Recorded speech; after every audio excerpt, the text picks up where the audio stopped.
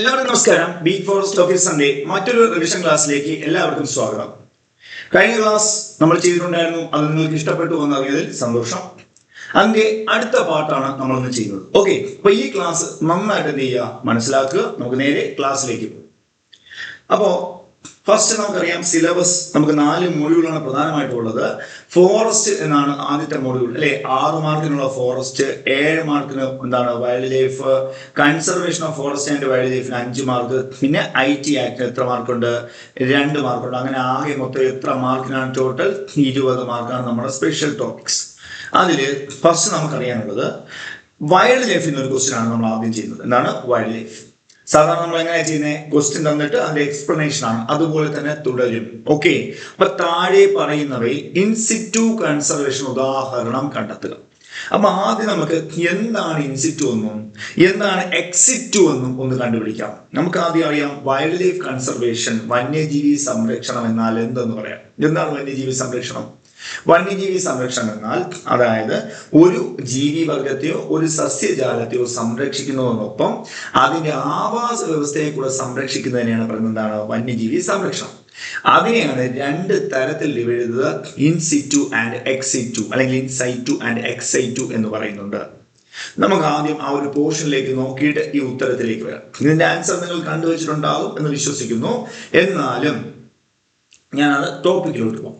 ആദ്യം വന്യജീവി സംരക്ഷണം എന്നാൽ എന്ത് എന്ന് നമുക്ക് നോക്കാം. എന്താണ് വന്യജീവി സംരക്ഷണം അല്ലെങ്കിൽ വൈൽഡ് ലൈഫ് കൺസർവേഷൻ? നന്നായിട്ട് മനസ്സിലാക്കി പോയിക്കൊള്ളുക.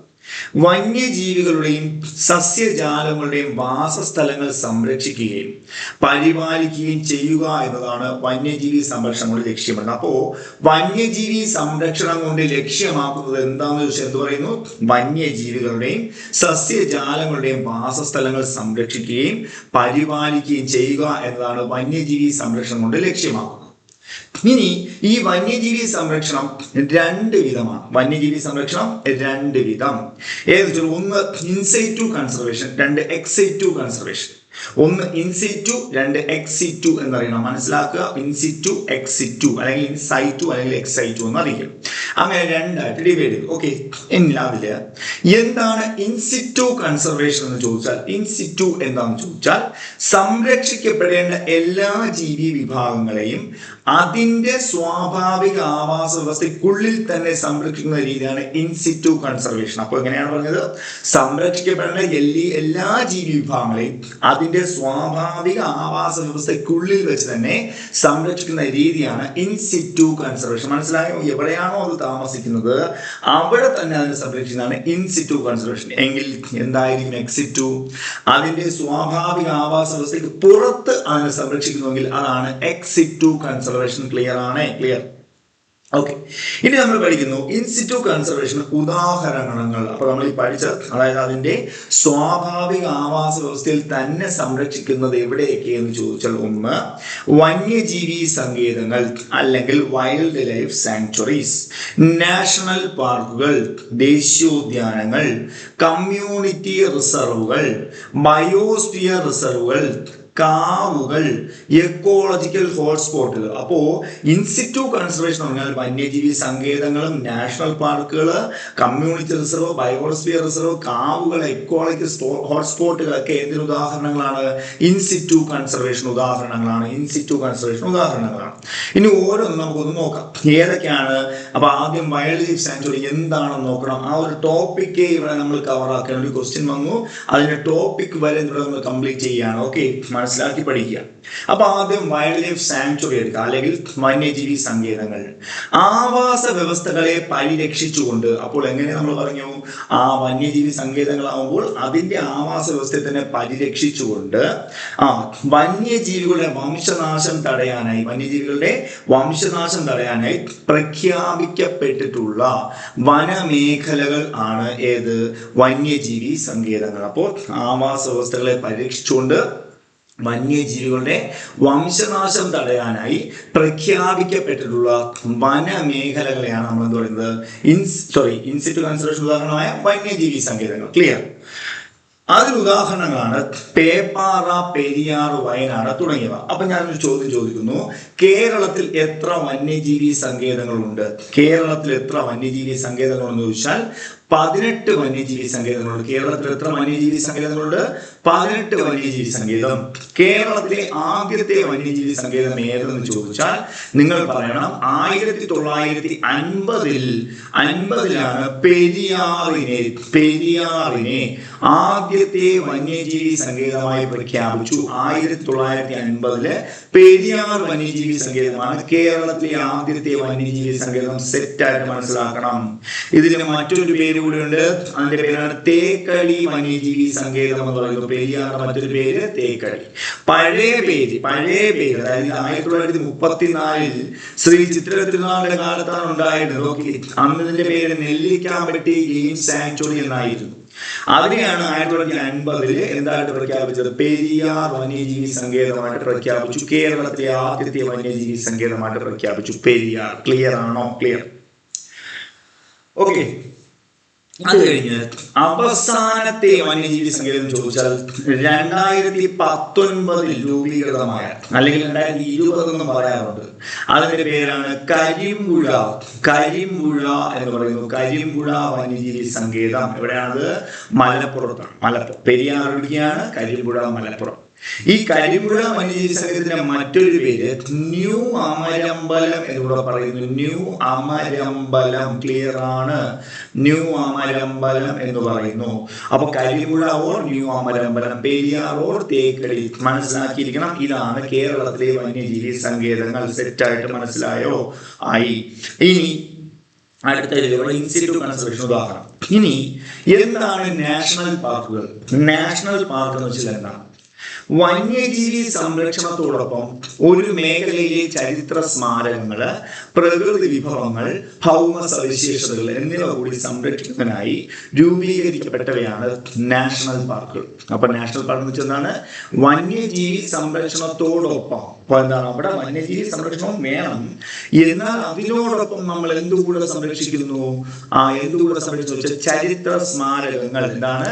ചരിത്ര സ്മാരകങ്ങൾ. അപ്പൊ വന്യജീവി സംരക്ഷണത്തോടൊപ്പം ചരിത്ര സ്മാരകങ്ങൾ, പ്രകൃതി വിഭവങ്ങൾ, ഭൗമ സവിശേഷതകൾ എന്നിവ കൂടി സംരക്ഷിക്കുന്നതിനായി രൂപീകരിക്കപ്പെട്ടവയാണ് നാഷണൽ പാർക്കുകൾ എന്ന് പറയുന്നത്.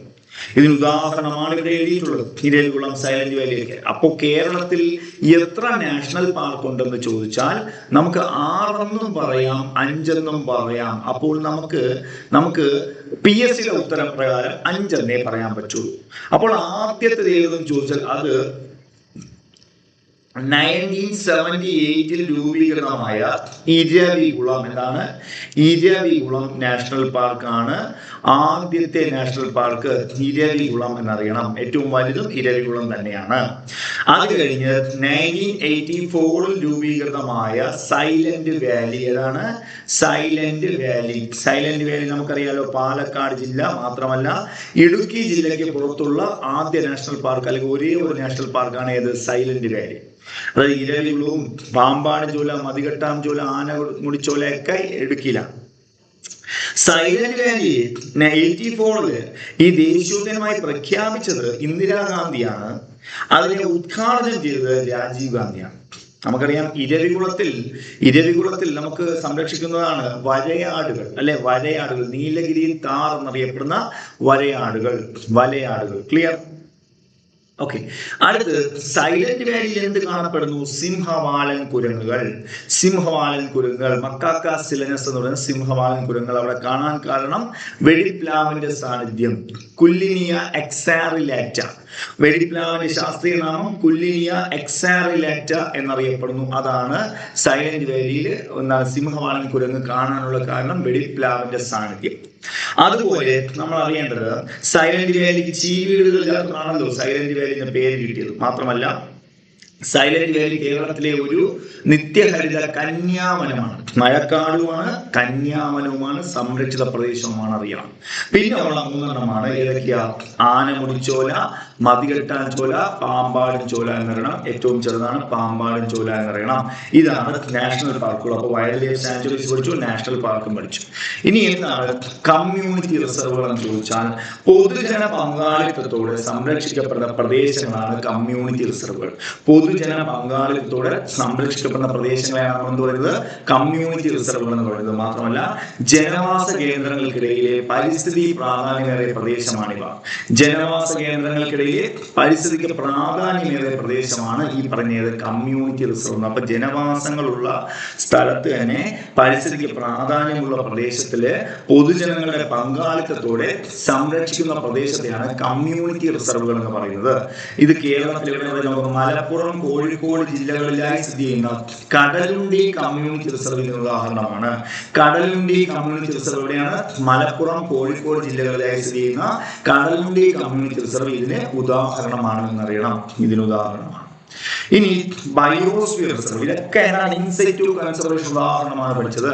ബയോസ്ഫിയർ റിസർവുകൾ അവിടെ അറിയേണ്ടത് ലോകത്തിലെ പ്രധാനപ്പെട്ട ആവാസ വ്യവസ്ഥകളെയും ജൈവ വൈവിധ്യത്തെയും, പേരിൽ തന്നെ ഉണ്ട് ബയോഡൈവേഴ്സിറ്റി എന്ന് പറയുന്നത്. അപ്പൊ ജൈവ വൈവിധ്യത്തെയും ജനിതക സ്രോതസ്സുകളെയും സംരക്ഷിക്കാൻ എന്ന ഉദ്ദേശത്തോടെ സ്ഥാപിക്കപ്പെട്ട വിശാലമായ ഭൂപ്രദേശമാണ് ബയോസ്ഫിയർ റിസർവുകൾ. അപ്പൊ ബയോസ്ഫിയർ റിസർവിന്റെ സ്റ്റേറ്റ്മെന്റ് എന്താണ്? ലോകത്തിലെ പ്രധാനപ്പെട്ട ആവാസ വ്യവസ്ഥകളെ സംരക്ഷിക്കണം, ജൈവ വൈവിധ്യത്തെയും ജനിതക സ്രോതസ്സുകളെയും സംരക്ഷിക്കുക എന്ന ഉദ്ദേശത്തോടെ സ്ഥാപിക്കപ്പെട്ട വിശാലമായ ഭൂപ്രദേശമാണ് ബയോസ്ഫിയർ റിസർവുകൾ എന്ന് പറയുന്നത്. ഇതിന് ഉദാഹരണമാണ് നീലഗിരി ബയോസ്ഫിയർ റിസർവും അഗസ്ത്യമലയും. അപ്പോൾ കേരളത്തിലെ ആദ്യത്തത് നീലഗിരിയും രണ്ടാമത് അഗസ്ത്യമല ബയോസ്ഫിയർ റിസർവുകൾ എന്നറിയണം. ഒരു കാര്യം കൂടെ നിങ്ങൾ അറിയണം, ഈ പറയുന്ന ബയോസ്ഫിയർ റിസർവുകൾ വരാണ് യുനെസ്കോയുടെ മാൻ ആൻഡ് ബയോസ്ഫിയർ പ്രോഗ്രാം എന്നുണ്ട്. യുനെസ്കോയുടെ മാൻ ആൻഡ് ബയോസ്ഫിയർ പ്രോഗ്രാം. ഇതിന്റെ ഫലമായിട്ടാണ്, യുനെസ്കോയുടെ മാൻ ആൻഡ് ബയോസ്ഫിയർ പ്രോഗ്രാമിന്റെ ഫലമായിട്ടാണ് എന്ത് വരുന്നത്? ഈ ബയോസ്ഫിയർ റിസർവുകൾ നിലവിൽ വന്നത്. അങ്ങനെ ഇന്ത്യയിൽ മൊത്തം 18 ബയോസ്ഫിയർ റിസർവാണ്. കേരളത്തിലെ 2 ബയോസ്ഫിയർ റിസർവാണ്, നീലഗിരിയും അഗസ്ത്യമലയും. ഈ മാനേജ് ബയോസ്ഫിയർ പ്രോഗ്രാമിൽ ഉൾപ്പെട്ട എത്രണ്ണം ചോദിച്ചാൽ അത് 13 എണ്ണമാണ്. 18 എണ്ണത്തിൽ എത്ര എണ്ണം ഉൾപ്പെട്ടു? 13 എണ്ണമാണ് യുനെസ്കോയുടെ മാനേജ് ബയോസ്ഫിയർ പ്രോഗ്രാമിൽ ഉൾപ്പെട്ടത്. 13ാമത് ഏതെന്ന് ചോദിച്ചാൽ കോൾഡ് ഡെസേർട്ട് എന്ന് ചോദിച്ചത്. കോൾഡ് ഡെസേർട്ട്, ശീത മരുഭൂമി, എവിടെയാണ്? ഹിമാചൽ പ്രദേശ്. ഇതാണ് ബയോസ്ഫിയർ റിസർവ്. അടുത്തത് കാവുകൾ അല്ലെങ്കിൽ സാക്രഡ് ഗ്രൂപ്പ്സ്. കാവുകൾ ചെറിയ പ്രദേശമാണ്, വിസ്തൃതി കുറഞ്ഞ ജൈവ വൈവിധ്യ മേഖലയാണ്. അപ്പൊ മനുഷ്യവാസ പ്രദേശങ്ങളിൽ സംരക്ഷിക്കപ്പെട്ടു വരുന്ന വിസ്തൃതി കുറഞ്ഞ ജൈവ വൈവിധ്യ മേഖലയെ പറയുന്ന പേരാണ് എന്ത്? കാവുകൾ. അപ്പൊ മനുഷ്യവാസ പ്രദേശങ്ങളിൽ സംരക്ഷിക്കപ്പെട്ടു വരുന്ന വിസ്തൃതി കുറഞ്ഞ ജൈവ വൈവിധ്യ മേഖലയാണ് കാവുകൾ. മാത്രമല്ല ഒരു പ്രദേശത്തെ ജല സംരക്ഷണത്തിന് നിസ്തുല പങ്കും ഇത് വഹിക്കുന്നുണ്ട്. ഒരു പ്രദേശത്തിന്റെ ജല സംരക്ഷണത്തിന് നിസ്തുല പങ്കും കൂടെ വഹിക്കുന്ന പ്രദേശമാണ് കാവുകൾ. ഇതൊരു ഇൻസിറ്റു കൺസർവേഷൻ ആണ്. പിന്നെ ഉള്ളത് ലാസ്റ്റ് എക്കോളജിക്കൽ ഹോട്ട്സ്പോട്ടുകൾ. നമ്മൾ പറഞ്ഞു എന്താണ് ഹോട്ട്സ്പോട്ട്? നമ്മൾ നേരത്തെ പഠിച്ചിട്ടുണ്ട്. ഹോട്ട്സ്പോട്ട് എന്ന് പറഞ്ഞാൽ തദ്ദേശീയമായി അല്ലെങ്കിൽ തദ്ദേശീയമായി അപൂർവയിനം ധാരാളം ജീവികളുള്ള ഒരു പ്രദേശമായിരിക്കണം. എന്നാൽ അതിന്റെ ആവാസനാശ ഭീഷണി നേരിടുന്നതുമായ പ്രദേശത്തെയാണ് എന്ത് പറയുന്നത്? ഹോട്ട്സ്പോട്ടുകൾ എന്ന് പറയുന്നത്. അങ്ങനെ ലോകത്തിൽ 36 ഹോട്ട്സ്പോട്ടുകൾ ഉണ്ട് എന്ന് പറഞ്ഞു അല്ലെ? 36 ഹോട്ട്സ്പോട്ട്. അതിൽ ഇന്ത്യയിൽ എത്ര ഹോട്ട്സ്പോട്ടുകൾ? 4 ഹോട്ട്സ്പോട്ടുകളാണ് പ്രധാനമായിട്ടുള്ളത്. ഏതൊക്കെ നമ്മൾ പറഞ്ഞു? പശ്ചിമഘട്ടമുണ്ട്, ഹിമാലയമുണ്ട്, അതുപോലെ തന്നെ ഇന്തോ ബർമ മേഖലയുണ്ട്, സുണ്ടാലാൻഡ്. അങ്ങനെ 4 എണ്ണമാണ് ഹോട്ട്സ്പോട്ടുകൾ. ഇതും ഒരു ഉദാഹരണമാണ് ഇൻസിറ്റു കൺസർവേഷൻ. അപ്പോൾ ഇൻസിറ്റു കൺസർവേഷൻ ഉദാഹരണങ്ങളായിട്ടുള്ള നാഷണൽ പാർക്ക് പഠിച്ചു, വൈൽഡ് ലൈഫ് സെഞ്ചുറി പഠിച്ചു, കമ്മ്യൂണിറ്റി റിസർവ് പഠിച്ചു, ബയോസ്ഫിയർ റിസർവ് പഠിച്ചു, കാവുകൾ പഠിച്ചു, എക്കോളജിക്കൽ ഹോട്ട്സ്പോട്ടുകൾ പഠിച്ചു. ഇനി നമ്മൾ ആയിട്ട് പഠിക്കുന്നത് എക്സിറ്റു കൺസർവേഷൻ. എക്സിറ്റു ജീവജാലങ്ങളെ അവയുടെ സ്വാഭാവിക ആവാസ വ്യവസ്ഥയ്ക്ക് പുറത്ത് സംരക്ഷിക്കുന്ന രീതിയാണ് എക്സിറ്റു കൺസർവേഷൻ. അപ്പോൾ അതിനുള്ളിലാണെങ്കിൽ ഇൻസിറ്റു, പുറത്താണെങ്കിൽ എക്സിറ്റു കൺസർവേഷൻ. എക്സിറ്റു അത് ഉദാഹരണമാണ് സുവോളജിക്കൽ ഗാർഡനുകൾ അല്ലെങ്കിൽ സുവോളജിക്കൽ പാർക്കുകൾ, ബൊട്ടോണിക്കൽ ഗാർഡനുകൾ അല്ലെങ്കിൽ ബൊട്ടോണിക്കൽ പാർക്കുകൾ, ജീൻ ബാങ്കുകൾ തുടങ്ങിയവയ്ക്ക് എക്സിറ്റു കൺസർവേഷൻ ഉദാഹരണങ്ങളാണ് എന്നറിയണം. ആദ്യം നമുക്ക് സുവോളജിക്കൽ ഗാർഡൻ എന്താണെന്ന് നോക്കാം. സുവോളജിക്കൽ ഗാർഡൻ എന്താണെന്ന് നമുക്ക് നോക്കാം. അതായത് വ്യത്യസ്ത ഇനത്തിൽപ്പെട്ട ജന്തുക്കളെ പ്രത്യേകമായി പാർപ്പിച്ച് പരിപാലിക്കുകയും വംശവർദ്ധനവിന് വേണ്ട സാഹചര്യങ്ങൾ ഒരുക്കുകയും ചെയ്യുന്ന പ്രദേശമാണ് സുവോളജിക്കൽ ഗാർഡൻ. അപ്പൊ വ്യത്യസ്ത ഇനത്തിൽപ്പെട്ട ജന്തുക്കളാണ്, അവയെ പ്രത്യേകമായി പാർപ്പിച്ചതിന് വേണ്ടി അതിന്റെ വംശം വർദ്ധിക്കാൻ വേണ്ടിയുള്ള സാഹചര്യങ്ങൾ ഒരുക്കുകയും ചെയ്യണം. മാത്രമല്ല വനമേഖലയിൽ വംശനാശം സംഭവിച്ച ജീവികളുടെ സംരക്ഷണ കേന്ദ്രമാണിവ. അപ്പോൾ വനത്തില് അവിടെ അതിന്റെ ആവാസ വ്യവസ്ഥ നഷ്ടപ്പെട്ട ജീവികളാണിത്. അപ്പൊ നമുക്ക് ഇനി അവിടെ സംരക്ഷിക്കാൻ പറ്റില്ല, മനസ്സിലായില്ലേ? അതാണ് എക്സ്റ്റിങ്ക്ട് ഇൻ ദി വൈൽഡ് എന്ന് പറയുന്നത്. വനത്തിൽ വംശനാശം സംഭവിച്ച അതിന്റെ സ്വാഭാവിക ആവാസ വ്യവസ്ഥ നഷ്ടപ്പെട്ടു. അതുകൊണ്ട് നമ്മൾ പ്രത്യേകമായി പാർപ്പിച്ച് സംരക്ഷിക്കുന്ന ജീവിയാണ്, സംരക്ഷിക്കുന്ന മേഖലകളാണ് സുവോളജിക്കൽ ഗാർഡനുകൾ എന്ന് പറയുന്നത്. എക്സിറ്റു കൺസർവേഷൻ തിരുവനന്തപുരത്തുണ്ട്, തൃശ്ശൂരിൽ വന്നിട്ടുണ്ട് സുവോളജിക്കൽ ഗാർഡനുകളുണ്ട്. ഇനി ബൊട്ടോണിക്കൽ ഗാർഡൻ, പേരിൽ തന്നെയുണ്ട്. ബൊട്ടോണിക്കൽ എന്ന് പറഞ്ഞാൽ എന്താണ്? വൈവിധ്യമാർന്ന സ്പീഷീസുകളിൽപ്പെട്ട അപൂർവവും പ്രധാനപ്പെട്ടതുമായ സസ്യങ്ങളെ സംരക്ഷിക്കുന്ന വിശാലമായ ഗവേഷണ കേന്ദ്രങ്ങളാണ് ബൊട്ടോണിക്കൽ ഗാർഡൻ. അപ്പൊ ബൊട്ടോണിക്കൽ ഗാർഡൻ എന്നതാണ് വൈവിധ്യമാർന്ന സ്പീഷീസുകളിൽപ്പെട്ട അപൂർവവും പ്രധാനപ്പെട്ടതുമായ സസ്യങ്ങളെ സംരക്ഷിക്കുന്ന വിശാലമായ ഗവേഷണ കേന്ദ്രമാണ്. സസ്യങ്ങളെ സംരക്ഷിക്കുന്നു. തിരുവനന്തപുരത്ത് എവിടെയുണ്ട്? Palode Jawaharlal Nehru tropical botanical garden and research institute ഉണ്ട്. കോഴിക്കോട് ഓളവണ്ണയിലെ മലബാർ ബൊട്ടോണിക്കൽ ഗാർഡനും ഇതിന് ഉദാഹരണങ്ങളാണ്. ഇതും എക്സിറ്റു കൺസർവേഷൻ ഉദാഹരണമാണ്. പിന്നെ ജീൻ ബാങ്കുകൾ. എന്താണ് ജീൻ ബാങ്കുകൾ എന്ന് വെച്ചാൽ? വിത്തുകള്, ബീജങ്ങള് മുതലായവ ശേഖരിക്കാനും ദീർഘകാലത്തേക്ക് സംരക്ഷിക്കാനുമുള്ള സംവിധാനമുള്ള ഗവേഷണ കേന്ദ്രമാണ് ഇത് ജീൻ ബാങ്കുകൾ. ആവശ്യമായ അവസരങ്ങളിൽ അവ ഉപയോഗിച്ച് പുതിയ ജീവികളെ എന്ത് ചെയ്യാം? പുനഃസൃഷ്ടിക്കാനും കഴിയും. Thiruvananthapuram Rajiv Gandhi centre for biotechnology എന്നൊരു ഉദാഹരണമാണ്. അപ്പോൾ നമുക്ക് എന്താ പറഞ്ഞു? എക്സിറ്റു കൺസർവേഷനും ഉദാഹരണം കഴിയും. അപ്പൊ നമുക്ക് നേരെ ആ ക്വസ്റ്റ്യനിലേക്ക് പോകാമല്ലോ. ആ ക്വസ്റ്റ്യൻ എന്തായിരുന്നു പറഞ്ഞേ? താഴെ പറഞ്ഞ ഇൻസിറ്റു കൺസർവേഷൻ ഉദാഹരണം കണ്ടെത്തുന്നത് സുവോളജിക്കൽ ഗാർഡൻ ആണോ? അല്ല, അത് എക്സിറ്റു ആണ്. ജീൻ ബാങ്കുകളാണോ? അല്ല, അത് എക്സിറ്റു ആണ്. ബൊട്ടോണിക്കൽ ഗാർഡൻ ആണോ? അല്ല, അത് എക്സിറ്റു ആണ്. പക്ഷെ കാവുകളാണ് ആൻസർ. അതാണ് ഇൻസിറ്റു കൺസർവേഷൻ. അറിയാലോ? ക്ലിയർ ആണ്? ക്ലിയർ ആയിട്ട് മനസ്സിലായെങ്കിൽ എനിക്ക് ഇതിന്റെ മറുപടി താഴെ തരണം. ഓക്കെ, അടുത്ത ക്വസ്റ്റ്യനിലേക്ക് പോട്ടെ. അടുത്ത ക്വസ്റ്റ്യൻ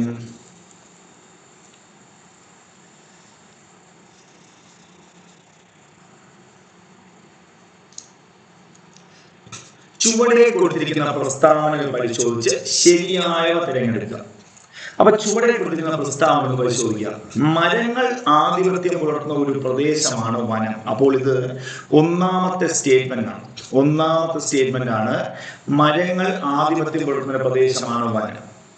രണ്ടാമത്തെ സ്റ്റേറ്റ്മെന്റ് ആണ് മരങ്ങളും കുറ്റിച്ചെടികളും ഔഷധ സസ്യങ്ങളും എല്ലാം ഉൾക്കൊള്ളുന്ന ഒരു ആവാസ വ്യവസ്ഥയാണ് വനം. മൂന്നാമത്തെ സ്റ്റേറ്റ്മെന്റ് ഫുഡ് ആൻഡ് അഗ്രികൾച്ചറൽ ഓർഗനൈസേഷന്റെ നിർവചന പ്രകാരം 20% വിസ്തീർണവും 0.5 ഹെക്ടറിലധികം വിസ്തൃതിയുമുള്ള മരങ്ങളാൽ മൂടപ്പെട്ട പ്രദേശമാണ്. നാല് പാളികളാണ് വനങ്ങൾ നിർമ്മിച്ചിരിക്കുന്നത്. അങ്ങനെ 4 സ്റ്റേറ്റ്മെന്റ് ഇവിടെ തന്നിട്ടുണ്ട്. ഇതിന്റെ ആൻസർ നമുക്കൊന്ന് നോക്കാം. അതായത് ആദ്യത്തെ സ്റ്റേറ്റ്മെന്റ് ശരി തന്നെയാണ്. വനം എന്ന് പറഞ്ഞാൽ ഭൂമിയുടെ ശ്വാസകോശമാണ് വനം. അത് ശരി തന്നെയാണ്, അല്ലെ? ഭൂമിയുടെ ശ്വാസകോശമാണ് വനം. അത് ശരി തന്നെയാണ്. ഭൂമിയുടെ ശ്വാസകോശമാണ് വനം. ഓക്കെ, അതുപോലെ മരങ്ങളും കുറ്റിച്ചെടികളും ഔഷധ സസ്യങ്ങളും എല്ലാം ഉൾക്കൊള്ളുന്ന ഒരു ആവാസ വ്യവസ്ഥയാണ് വനം. ശരിയല്ലേ? ശരി. 3, ഫുഡ് ആൻഡ് അഗ്രികൾച്ചറൽ ഓർഗനൈസേഷൻ FAOയുടെ നിർവചന പ്രകാരം അവിടെ 20 എന്നല്ല വരുന്നത്, പകരം അവിടെ വരുന്നത് 10 എന്നാണ് വരുന്നതെങ്കിലേ ശരിയാവുകയുള്ളൂ. 10% വിസ്തീർണവും 0.5 ഹെക്ടറിലധികം വിസ്തൃതിയുമുള്ള മരങ്ങളാൽ മൂടപ്പെട്ട പ്രദേശം എന്താണ് പറഞ്ഞത്? 10% വിസ്തീർണവും 0.5 ഹെക്ടറിലധികം വിസ്തൃതിയുമുള്ള മരങ്ങളാൽ മൂടപ്പെട്ട പ്രദേശമാണ് എന്തെന്ന് പറയുന്നത്? വനം എന്ന് പറയുന്നത്. ശരിയാണോ? ശരിയാണ്. അപ്പൊ അവിടെ 20 അല്ല 10. 4 പാളികളായാണ് വനങ്ങളെ നിർമ്മിച്ചിരിക്കുന്നത്. ശരി തന്നെയാണ്. ഏതൊക്കെയാണ് 4 പാളികൾ എന്ന് ചോദിച്ചാൽ, ഏറ്റവും ഉയരത്തിലുള്ള പാളിയാണ് നമുക്ക് എമർജന്റ് ലെയർ എന്ന് പറയാം. എന്താണ് എമർജന്റ് ലെയർ? ഉയരം കൂടിയ മരങ്ങൾ ഉൾക്കൊള്ളുന്ന ഒരു പാളിയാണ് എമർജന്റ് ലെയർ. രണ്ടാമത്തേത് എന്ന് ചോദിച്ചാൽ ഏതാണ്? നമുക്ക് പറയാം എന്താണ് കനോപ്പി എന്ന് പറയാം. കനോപ്പി എന്ന് പറഞ്ഞാൽ വനമേലാപ്പ്. മൂന്നാമത് ചെറിയ സസ്യങ്ങൾക്ക് ഉൾക്കൊള്ളുന്ന ഭാഗമാണ് അണ്ടർ സ്റ്റോറി എന്ന് പറയാം. അണ്ടർ സ്റ്റോറി എന്ന് പറയാം. ഇനി അഴുകിയ ഇലകളും മരത്തിന്റെ ഭാഗവും വീണ് കിടക്കുന്ന ആ ഭാഗത്തിനെ ഫോറസ്റ്റ് ഫ്ലോർ എന്നും പറയാം. Forest floor. അപ്പോൾ ഇത്രയുമാണ് നമ്മുടെ പരിശോധന ചുവടെ പ്രസ്താവന പരിശോധിച്ച് ശരിയായ തിരഞ്ഞെടുക്കല് എമർജന്റ് ലെയർ ഉണ്ട്, കനോപ്പി ഉണ്ട്, അണ്ടർ സ്റ്റോറി ഉണ്ട്, ഫോറസ്റ്റ് ഫ്ലോർ ഉണ്ട്. ഇത് 4 നമ്മുടെ ഓർമ്മിക്കണം. ഇതാണ് 4 പാളികൾ. മനസ്സിലായെന്ന് വിശ്വസിക്കുന്നു. അപ്പോൾ ഇത് ശരി ഉത്തരം 1, 2, 4 എന്നൊരു ഓപ്ഷൻ വേണം. പക്ഷെ ആ ഓപ്ഷൻ ഇവിടെ ഇല്ല. അപ്പൊ നമുക്ക് ആ ഓപ്ഷൻ ഒന്ന് തിരുത്താം. അല്ല, ആ ഓപ്ഷൻ 4ാമത്തെ ഓപ്ഷൻ ഇട്ട് കൊടുത്താൽ മതി. 1, 2, 4 എന്നൊരു ഓപ്ഷൻ ഇട്ട് കൊടുത്താൽ മതിയല്ലോ. അപ്പൊ ഓപ്ഷൻ എ ആണ് ശരി ഉത്തരം. ക്ലിയർ ആണോ? മനസ്സിലായെന്ന് വിശ്വസിക്കുന്നു. അടുത്ത ക്വസ്റ്റിലേക്ക് പോവാം. ചുവടെ കൊടുത്തിരിക്കുന്ന പ്രസ്താവന പരിശോധിച്ച് ശരിയായവ തിരഞ്ഞെടുക്കുക. ശരിയായവ തിരഞ്ഞെടുക്കുക. നമുക്കറിയാം ജൈവ വൈവിധ്യം എങ്ങനെയെന്ന് ചോദിച്ചാൽ നിങ്ങൾ ആദ്യം ഈ 3 സെന്റൻസും കറക്റ്റ് ആയിട്ട് പഠിക്കണം. ഓക്കെ, ശരിയായ തിരഞ്ഞെടുക്കാന്നാണ്. ഓക്കെ, ഏതൊക്കെ ശരി എന്നാണ് ചോദിക്കുന്നത്? 1, 2 ആണോ, 2, 3 ആണോ, ഒന്നും എല്ലാം ശരിയാണോ? ഭൂമധ്യ രേഖയിൽ നിന്ന് ധ്രുവങ്ങളിലേക്ക് പോകുന്തോറും സ്പീഷീസുകളുടെ വൈവിധ്യം കൂടുന്നു എന്ന് ചോദിച്ചാൽ അത് തെറ്റ്. നിങ്ങളെ കൂടുതൽ പറയേണ്ടത് കുറയുന്നു എന്നാണ് പഠിക്കേണ്ടത്. അപ്പൊ ഈ ഒരു സ്റ്റേറ്റ്മെന്റ് തെറ്റാണ്. കുറയുന്നു എന്ന് പഠിക്കണം. ക്ലിയർ ആയിട്ട് പഠിക്കണം. കുറയുന്നു. അപ്പൊ 1ാമത്തെ സ്റ്റേറ്റ്മെന്റ് നമുക്ക് തെറ്റായി. സമുദ്രനിരപ്പിൽ നിന്ന് ഉയരം കൂടുന്നതോറും ജൈവ വൈവിധ്യം കുറയുന്നു. അത് ശരി. കാരണം നമ്മൾ ഓർത്താൽ നമ്മളൊക്കെ ഉള്ളത് സമുദ്രനിരപ്പിലാണ്. അപ്പൊ ഉയരത്തിൽ ആരും ഇല്ലല്ലോ. അപ്പൊ അങ്ങനെ ഓർത്താൽ അവിടെ കുറയുന്നു എന്ന് ഓർത്താൽ മതി. അപ്പൊ ആ സ്റ്റേറ്റ്മെന്റ് ശരി. താഴ്ന്ന അക്ഷാംശങ്ങളിൽ ഉയർന്ന അക്ഷാംശങ്ങളെക്കാൾ ജൈവ വൈവിധ്യം കൂടുതലാണ്. അപ്പൊ താഴെ തന്നെയാണ് എല്ലാ ജീവജാലങ്ങളും ഉണ്ടെന്ന് ആലോചിച്ചാൽ മതി. അപ്പോൾ അവിടെയാണ് കൂടുതൽ ജൈവ വൈവിധ്യം ഉള്ളത്, മുകളിൽ കുറവാണ്. അതും ശരി. അപ്പോൾ ഇവിടെ ഓർക്കേണ്ടത് ഇത്രയും നിങ്ങൾ ഓർത്ത ഈ 3 സെന്റൻസും സെറ്റായിട്ട് മനസ്സിലായി. ജൈവ വൈവിധ്യ മാതൃകകൾ എന്നാണ് ഇത് അറിയപ്പെടുന്നത്. എന്താണ് ജൈവ വൈവിധ്യ മാതൃകകൾ? എന്താണ്? ഈ 3 സെന്റൻസ് നിങ്ങൾ പഠിച്ചാൽ മതി. 1ാമത്തെ സെന്റൻസ് ഭൂമധ്യ രേഖയിൽ നിന്ന് ധ്രുവങ്ങളിലേക്ക് പോകുന്തോറും സ്പീഷീസുകളുടെ വൈവിധ്യം കുറയുന്നു. ശരി. 2, സമുദ്രനിരപ്പിൽ നിന്ന് ഉയരം കൂടുന്തോറും ജൈവ വൈവിധ്യം കുറയുന്നു. ശരി. 3, താഴ്ന്ന അക്ഷാംശങ്ങളിൽ ഉയർന്ന അക്ഷാംശങ്ങളെക്കാൾ ജൈവ വൈവിധ്യം കൂടുതലാണ്. ശരി. അപ്പോൾ ഇതാണ് അവിടെ കറക്റ്റ് ആൻസർ. അപ്പൊ നമുക്ക് 2, 3 ശരി എന്നൊരു ഓപ്ഷൻ നമുക്കിവിടെ ഉണ്ടെങ്കിൽ ഓപ്ഷൻ ബി ആണ് ശരി ഉത്തരം വരുന്നത്. 2, 3 ശരി. ഇതും മനസ്സിലായെന്ന് വിശ്വസിക്കുന്നു. പഠിച്ച 3 ടോപ്പിക്കും 3 ക്വസ്റ്റ്യനും നിങ്ങൾക്ക് നന്നായിട്ട് മനസ്സിലായെന്ന് ഞാൻ വിശ്വസിക്കുന്നു. അടുത്ത question, project great Indian bastard നിലവിൽ വന്ന വർഷം ഏത്? നമുക്കറിയാം ഗ്രേറ്റ് ഇന്ത്യൻ ബസ്റ്റാർഡ് എന്നൊരു പക്ഷി. അതെന്താണ്? പ്രോജക്ട് എന്ന് പറഞ്ഞ ഏത് ജീവികൾക്ക് വന്നാലും അതിന്റെ അർത്ഥം അതിനെ സംരക്ഷിക്കുന്നു എന്നാണ് അതിന്റെ അർത്ഥം. സംരക്ഷിക്കണം. അത് ഏത് വർഷം എന്ന് ചോദിച്ചാൽ നമുക്ക് ഇപ്പൊ തന്നെ പറയാം 2013 ആണ്. ഇനി അതിന്റെ ഡീറ്റെയിൽസ് ഒന്ന് നോക്കിയിട്ട് വേണം. പ്രോജക്ട് ഗ്രേറ്റ് ഇന്ത്യൻ ബസ്റ്റാർഡ് അല്ലെങ്കിൽ നമുക്ക് നോക്കാം. ഈ പ്രോജക്ട് ഗ്രേറ്റ് ഇന്ത്യൻ ബസ്റ്റാർഡ് ആരംഭിച്ച വർഷം 2013 ജൂൺ 5-നാണ്. അപ്പൊ പ്രോജക്ട് ഗ്രേറ്റ് ഇന്ത്യൻ ബസ്റ്റാർഡ് ആരംഭിച്ച വർഷം ഏതാണ്? 2013 ജൂൺ 5-നാണ്. ഇനി ഗ്രേറ്റ് ഇന്ത്യൻ ബസ്റ്റാർഡ് പ്രോജക്ട് ഉദ്ഘാടനം ചെയ്തത് അശോക് ഗെഹ്ലോട്ടാണ്, രാജസ്ഥാൻ മുഖ്യമന്ത്രി. അതേപോലെ രാജസ്ഥാന്റെ സംസ്ഥാന പക്ഷിയാണ് ഗ്രേറ്റ് ഇന്ത്യൻ ബസ്റ്റാർഡ്.